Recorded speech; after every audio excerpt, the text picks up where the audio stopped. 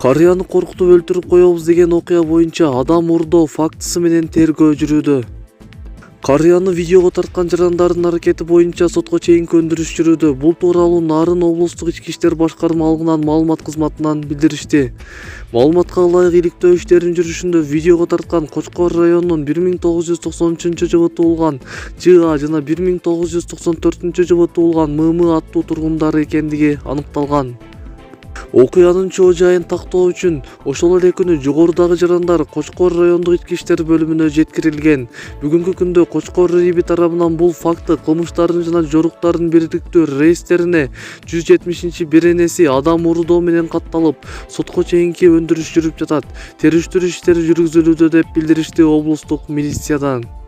Окуянын чоо жайы социалдык тармактарда карыя кишини 2 адам унаага салып алып, колу бутун байлап сууга салып жиберели, мөшөк кийгизип коелу, мүрзө жактан өлтүрүп көмүү сабабы деген видео тараган.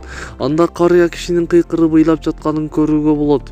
Кийин Нарын облустук милициясы видеого тарткан жарандардын аты жөнү такталып кармалганын билдиришкен. Супер KG порталына аталган карыянын бир тууганы Айнура Мамытова 67 жаштагы агасы 2-топтогу майып экенин билдирген.